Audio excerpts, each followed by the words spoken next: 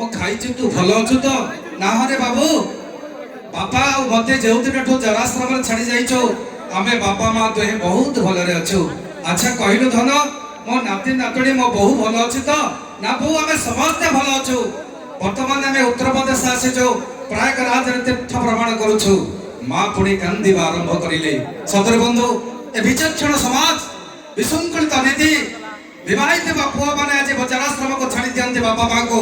ସତରେ ବନ୍ଧୁ, ଏଠି ବଞ୍ଚିଥିବା ବାପାଙ୍କୁ ଦେଖାନ୍ତି ଠେଙ୍ଗା, ବାପା ମରିଗଲା ପରେ ବାପାର ହାଡ଼କୁ ନେଇ ପକାନ୍ତି ଗଙ୍ଗା। ଏଠି ବଞ୍ଚିଥିବା ବାପାଙ୍କୁ ଦେଖାନ୍ତି ଠେଙ୍ଗା, ବାପା ମରିଗଲା ପରେ ବାପାର ହାଡ଼କୁ ନେଇ ପକାନ୍ତି ଗଙ୍ଗା। ଏଠି ବଞ୍ଚିଥିବା ବାପାଙ୍କୁ କେହି ଅନ୍ନ ମୁଠିଏ ନ ଦିଅନ୍ତି, ବାପା ମରିଗଲା ପରେ ପିଲା ପରିବାରକୁ ନେଇ ତୀର୍ଥ ଭ୍ରମଣ କରନ୍ତି।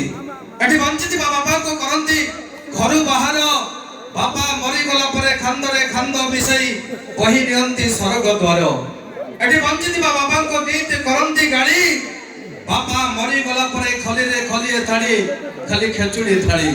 ସତରେ ବନ୍ଧୁ, ଏଠି ବଞ୍ଚିଥିବା ବାପାଙ୍କୁ ସମସ୍ତେ କରନ୍ତି ତିରସ୍କାର, ବାପା ମରିଗଲା ପରେ ସମସ୍ତଙ୍କୁ କରନ୍ତି ନମସ୍କାର। ସତରେ ବନ୍ଧୁ, କାହିଁକି ଏ ସମାଜ ଜଗି ବସିଛି ତାର ପ୍ରକୃତ ପୁଅକୁ, ଏ ବିଶାଳ ବ୍ରହ୍ମାଣ୍ଡ ଜଗିଛି ଯାର ପ୍ରକୃତ ସନ୍ତାନକୁ। ଯୋଉଦିନ ରାଜଦଣ୍ଡରେ ମାକୁ ସମ୍ମାନ, ଗାଁକୁ ସମ୍ମାନ, ବାବାଙ୍କୁ ମୁଠି ଆହାର ଦେବେ, ଏ ପ୍ରକୃତି ଆପଣଙ୍କୁ ପ୍ରକୃତ ପୁଅର ମାନପତ୍ର ଦେଇ ସମ୍ମାନ କରିଦେବେ। ଆସନ୍ତୁ ବନ୍ଧୁ, ସମାଜରେ ଶୃଙ୍ଖଳା ଫେରିବ। ବାପା ମାଙ୍କୁ କେହି ଶପଥ କରନ୍ତୁ ଜରାଶ୍ରମରେ ଛାଡ଼ିବା ନାହିଁ। ନିଜ ପୁତ୍ର ପଡ଼ିଆକୁ ସାର୍ଥକ କରନ୍ତୁ, ଉପରବାଲା ନିଶ୍ଚିତ ଆପଣଙ୍କୁ ଆଶୀର୍ବାଦ ଦେବ। ସୁନ୍ଦର କଥା ସହିତ ନେଇଯାଉଛି ଆପଣମାନଙ୍କ ପାଇଁ ପରବର୍ତ୍ତୀ ଆକର୍ଷଣ ଯାତ୍ରା ଜଗତର ନମ୍ବର 1 ଗାୟକ, ମୋର ପ୍ରିୟ, ଆପଣମାନଙ୍କ ପ୍ରିୟ ସ୍ରାଗଞ୍ଜ।